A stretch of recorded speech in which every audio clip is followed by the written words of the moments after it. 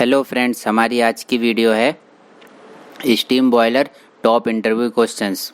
तो यदि आप बॉयलर ऑपरेटर हैं या बॉयलर इंजीनियर्स हैं तो आपके लिए ये वीडियो बहुत हेल्पफुल हो सकती है। तो ये वीडियो बिना स्किप किए फ्रेंड्स अंत तक देखते रहें। इस वीडियो में हम वाटर ट्यूब बॉयलर के ऊपर क्वेश्चंस देखेंगे, बॉयलर पर्जिंग के ऊपर क्वेश्चंस देखेंगे, सुपर क्रिटिकल बॉयलर के ऊपर क्वेश्चन देखेंगे और बॉयलर एफिशिएंसी के ऊपर क्वेश्चन देखेंगे। तो फ्रेंड्स इस वीडियो में अंत तक बने रहें। चलिए फ्रेंड्स शुरू करते हैं। तो आज का पहला क्वेश्चन लेते हैं, why large boilers are water tube type. तो इस क्वेश्चन में पूछा है जो बड़े बॉयलर्स होते हैं वो वाटर ट्यूब टाइप क्यों होते हैं। दो टाइप के बॉयलर होते हैं, वाटर ट्यूब टाइप और फायर ट्यूब टाइप। तो इसमें ये क्वेश्चन पूछा है जो बड़े बॉयलर्स होते हैं वो वाटर ट्यूब टाइप क्यों होते हैं। तो उसका रीजन देख लेते हैं फ्रेंड्स। ये फिगर आपके लिए हेल्पफुल हो सकती है इस क्वेश्चन में। तो इसका पहला रीज़न है, larger heating surface can be achieved by using more number of water tubes. तो जो ज़्यादा नंबर ऑफ वाटर ट्यूब्स का हम जब यूज करते हैं तो लार्जर हीटिंग सरफेस अचीव हो सकती है। पहला रीज़न तो इसका ये है। दूसरा रीज़न देख लेते हैं, due to conventional flow movement of water is much faster than that of fire tube boiler. Conventional flow के कारण वाटर का जो मूवमेंट है वो ज़्यादा तेज होता है in comparison to fire tube boiler के। तो उससे क्या होता है, hence rate of heat transfer is high which results into high efficiency. इससे हीट ट्रांसफ़र का रेट हाई हो जाता है जिससे बॉयलर की एफिशिएंसी बढ़ जाती है। अगला पॉइंट देख लेते हैं, water tube boilers have a less water content than fire tube boiler. Water tube boilers में वाटर कंटेंट कम होता है या कम वाटर की रिक्वायरमेंट होती है in comparison to fire tube boiler. Respond rapidly to load change. जो वाटर ट्यूब बॉयलर्स होते हैं वो लोड चेंज होने पर रैपिडली रिस्पॉन्ड करते हैं। अगर लोड एकदम से बढ़ गया या एकदम से कम हो गया तो उस पर रैपिडली रिस्पॉन्ड करते हैं। Water tube boilers can generate saturated और सुपर हीटेड स्टीम। ये बहुत बड़ा रीज़न है फ्रेंड्स इसको यूज करने का कि वाटर ट्यूब बॉयलर्स जो है सैचुरेटेड या सुपर हीटेड स्टीम जनरेट कर सकते हैं, which is useful for application such as steam turbine power generation. और इस हम सुपर हीटेड और सैचुरेटेड स्टीम का हम अलग अलग यूज कर लेते हैं। जैसे कि सुपर हीटेड स्टीम का यूज हम स्टीम टरबाइन पावर जनरेशन में करते हैं। सुपर हीटेड स्टीम को हम टरबाइन को दे देते हैं जिससे पावर जनरेट हो जाती है, इलेक्ट्रिसिटी हम जनरेट कर सकते हैं टरबाइन और अल्टरनेटर का यूज करके। अगला पॉइंट देखते हैं, water tube boilers raise steam fast because of large heat surface area and positive water circulation, thus they respond faster to fluctuations in demand. Water tube boilers steam को तेज़ी से बढ़ाते हैं। जो स्टीम का प्रेशर है उस वाटर ट्यूब बॉयलर्स में तेज़ी से बढ़ता है। स्टीम प्रेशर तेज़ी से बढ़ने का कारण ये होता है कि लार्ज हीट ट्रांसफर एरिया होता है और पॉजिटिव वाटर सर्कुलेशन होता है। पॉजिटिव वाटर सर्कुलेशन का मतलब आप यहाँ से समझ सकते हैं फ्रेंड्स, ये स्टीम ड्रम है और ये नीचे मड ड्रम है। तो स्टीम ड्रम में फीड वाटर दिया जाता है, फीड वाटर कोल्ड वाटर होता है, यह मड ड्रम में आकर इकट्ठा हो जाता है और इसके बाद ये वाटर फिर हीट एग्जॉस्ट गैसेस से हीट मिलती है और स्टीम में चेंज हो जाता है। तो वाटर ट्यूब बॉयलर की और फायर ट्यूब बॉयलर की हमने अलग अलग वीडियो बनाई हुई है, वो भी आप एक बार चेक कर सकते हैं। उससे आपको वाटर ट्यूब बॉयलर और फायर ट्यूब बॉयलर का वर्किंग प्रिंसिपल ईजिली क्लियर हो सकता है। तो जो ये वाटर ट्यूब बॉयलर्स होते हैं वो फ्लक्चुएशंस पर रिस्पॉन्ड फास्ट करते हैं, फास्टली रिस्पॉन्ड करते हैं। फ्लक्चुएशंस होता है जैसे लोड में फ्लक्चुएशन होगा, तेज़ी से घटेगा बढ़ेगा तो उसमें तेज़ी से रिस्पॉन्ड करेंगे। In addition, these boilers are commonly used in process industries including chemicals, refining and pulp and paper manufacturing. ये बॉयलर्स प्रोसेस इंडस्ट्रीज में भी काफ़ी यूज होते हैं, जैसे कि केमिकल इंडस्ट्री हो गई, रिफाइनिंग में हो गया, पल्प एंड पेपर मैन्युफैक्चरिंग में हो गया। तो इन इंडस्ट्रीज में वाटर ट्यूब बॉयलर्स का यूज किया जाता है। Very high pressure in order of 140 kg पर centimetre square can be obtained smoothly. इसमें काफ़ी हाई प्रेशर 140 kg पर सेंटीमीटर स्क्वायर के ऑर्डर का प्रेशर मतलब 150 kg तक का प्रेशर आप आसानी से स्मूथली ले सकते हैं वाटर ट्यूब बॉयलर से। Water tube boiler don't need to store as much water to produce steam. जैसा कि हम पहले ही देख चुके हैं कि वाटर ट्यूब बॉयलर्स में स्टीम जनरेट करने के लिए ज़्यादा वाटर स्टोर करने की ज़रूरत नहीं होती है। इससे ये एनवायरनमेंट फ्रेंडली बन जाता है इसका design. Water tube boilers tend to last long. Water tube boilers की लाइफ जो है लंबी होती है। अगला क्वेश्चन देखते हैं फ्रेंड्स। अगला क्वेश्चन है what type of boiler does not need a steam drum. किस टाइप के बॉयलर में स्टीम ड्रम की रिक्वायरमेंट नहीं होती है, स्टीम ड्रम की ज़रूरत नहीं होती है। तो इसका आंसर आप सीधे सीधे ये भी दे सकते हैं कि सुपर क्रिटिकल बॉयलर्स में स्टीम ड्रम की रिक्वायरमेंट नहीं होती है। लेकिन हम इसको और डिटेल में डिस्कस करेंगे, जिससे आपको अगर क्वेश्चन में से भी क्वेश्चन बनाए तो वो इजीली आप उसका आंसर दे पाएँ। तो सुपर क्रिटिकल बॉयलर को देख लेते हैं। In super critical boilers water enters from one pipe and super heated steam is obtained from the another end. Super critical boilers में वाटर एक पाइप से एंटर करता है और जो सुपर हीटेड स्टीम है वो अदर एंड से हमारी ऑब्टेन हो जाती है। As direct conversion is taking place, इसमें डायरेक्ट कन्वर्जन हो रहा है, वाटर गया और सीधे स्टीम में बदल गया, इसलिए वाटर को स्टोर करने की ज़रूरत नहीं है। There is no need to store the water, hence steam drum is eliminated, इसलिए स्टीम ड्रम का यूज़ नहीं होता है। देखिए फ्रेंड्स, ये जो सुपर क्रिटिकल बॉयलर्स होते हैं, टेक्निकली बॉयलर का मतलब क्या होता है, बॉइलिंग करना, लेकिन इनमें बॉइलिंग तो होती नहीं है, तो इसलिए इनको सुपर क्रिटिकल स्टीम जनरेटर्स हम कह देते हैं। Technically the term boiler should not be used for a super critical pressure. Super critical pressure के लिए टेक्निकली बॉयलर टर्म का यूज नहीं हो सकता, क्योंकि बॉइलिंग इसमें अकर नहीं हो रही है, इसलिए इनको हम सुपर क्रिटिकल स्टीम जनरेटर्स कहते हैं। इसमें हम एक नोट देख लेते हैं। इन कंट्रास्ट टू अ सब critical boiler in which bubble can form, a super critical steam generator operates at pressure above the critical pressure.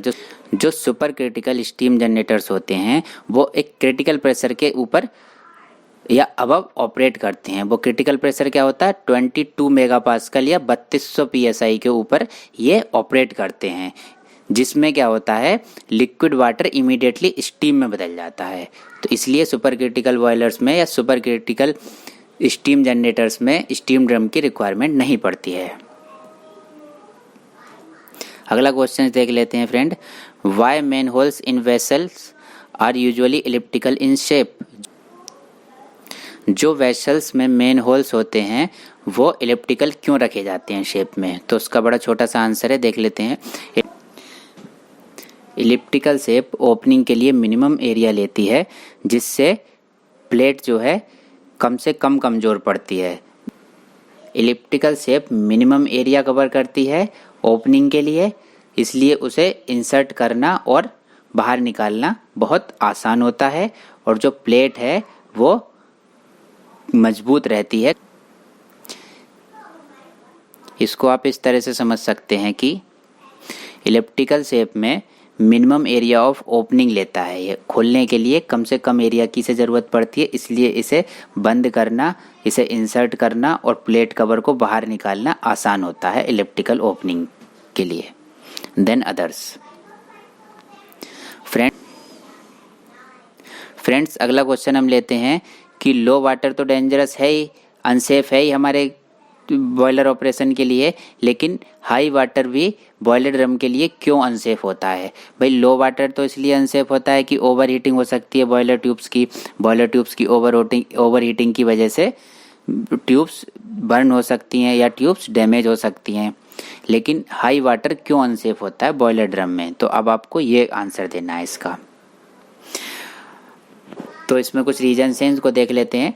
High drum level does not allow steam separation to be effective and some water can be carried out with steam which is not desirable for steam turbine. होता क्या है friends, जब high drum level होगा तो steam separation effectively नहीं हो पाएगा। Steam और वाटर सेपरेट होते हैं वाटर ट्यूब बॉयलर में, तो स्टीम सेपरेशन इफेक्टिवली नहीं हो पाएगा। उससे क्या होगा, जब इफेक्टिवली नहीं होगा तो स्टीम के साथ कुछ वाटर जो है स्टीम टरबाइन में चला जाएगा, जो उसको डैमेज कर सकता है। Wet steam of water can damage the steam turbine, तो स्टीम टरबाइन में डैमेज हो सकता है, इसलिए हाई वाटर लेवल जो ड्रम में होता है वो डिजायरेबल नहीं होता है। अगला रीज़न देख लेते हैं। Increased carry over of water into the steam will result in poor operation and oblique और malfunction of the steam system components. जो वाटर अगर ज़्यादा बढ़ जाता है, स्टीम में वाटर ज़्यादा बढ़ जाता है तो ऑपरेशन हमारा पुअर हो जाता है और जो स्टीम सिस्टम कंपोनेंट्स हैं वो माल फंक्शन कर सकते हैं, या माल फंक्शनिंग को आप कह सकते हैं कि स्टीम सिस्टम कंपोनेंट्स का जो फंक्शन है वो गड़बड़ा सकता है।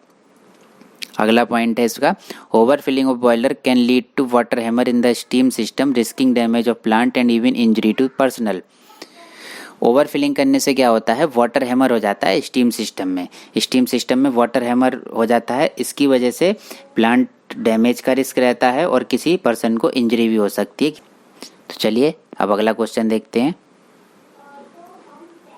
Y boiler is purged every time before starting firing of fuel. जब हम फ्यूल की फायरिंग करते हैं, जब बॉयलर को हम लाइट अप करते हैं तो हर बार उसको पर्ज करने की ज़रूरत क्यों पड़ती है। तो बहुत इंपॉर्टेंट क्वेश्चन है और बहुत आसान सा इसका आंसर है, तो देख लेते हैं इसको फ्रेंड्स।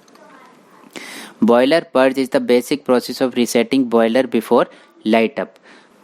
बॉयलर पर्ज एक बेसिक प्रोसेस होता है जो बॉयलर के लाइट अप से पहले बॉयलर को रीसेट करने के लिए यूज किया जाता है। Purging a boiler is a simple way of saying that you are going to get out the air out of it so the water can run freely। Purging का मतलब simple way में ये समझा जा सकता है कि जो उसमें एयर है, बॉयलर में जो एयर है उसको आप आउट कर सकें जिससे वाटर फ्रीली रन कर सके, उसमें एयर बबल ना बन सके, वाटर फ्रीली रन कर सके। Air bubbles stop water flow and need to be purged और boiler will not function. Air bubbles water flow को स्टॉप कर देते हैं and need to be purged और उनको पर्ज करने की ज़रूरत होती है, और the boiler will not function. अगर हम एयर बबल्स को स्टॉप नहीं करेंगे या पर्ज नहीं करेंगे तो बॉयलर फंक्शन नहीं करेगा अच्छे से। अगला पॉइंट देख लेते हैं फ्रेंड्स इसमें। Purging ensures that any unburned fuel in furnace is removed otherwise it may lead to explosion. Purging ये इंश्योर करती है कि कोई अनबर्न्ड फ्यूल तो नहीं बचा हुआ है फर्नेस में, नहीं तो क्या होगा कि फर्नेस में एक्सप्लोजन हो सकता है, धमाका हो सकता है।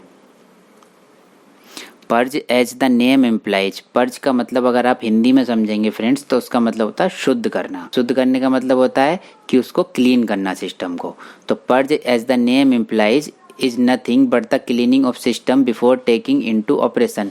मतलब ऑपरेशन में जान लेने से पहले सिस्टम को पूरा क्लीन कर दें, शुद्ध कर दें, उसको हम पर्ज कहते हैं। With purging, we clear off any residual unburned fuel, coal, oil, etc. so as to avoid furnace explosion due to sudden burning of large amount of fuel at the time of light up।